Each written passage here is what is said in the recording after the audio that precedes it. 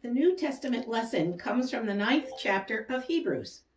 When Christ came as high priest of the good things that are already here, he went through the greater and more perfect tabernacle that is not man-made, that is to say, not a part of his creation.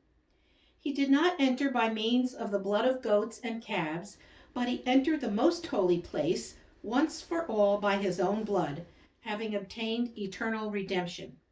The blood of goats and bulls and the ashes of a heifer, sprinkled on those who are ceremonial unclean, sanctify them so that they are outwardly clean.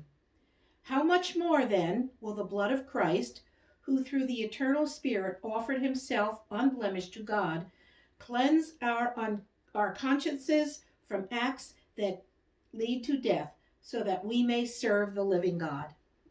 For this reason, Christ is the mediator of a new covenant, that those who are called may receive the promised eternal inheritance, now that he has died as a ransom to set them free from the sins committed under the first covenant.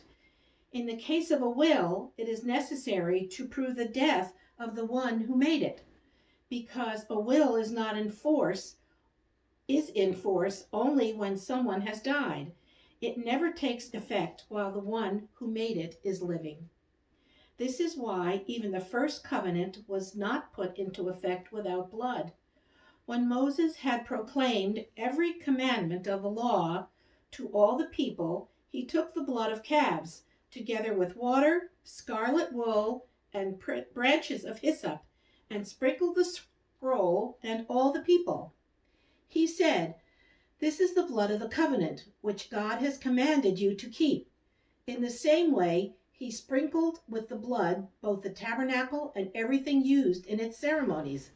In fact, the law requires that nearly everything be cleansed with blood, and without the shedding of blood, there is no forgiveness. This is the word of the Lord. Thanks be to God.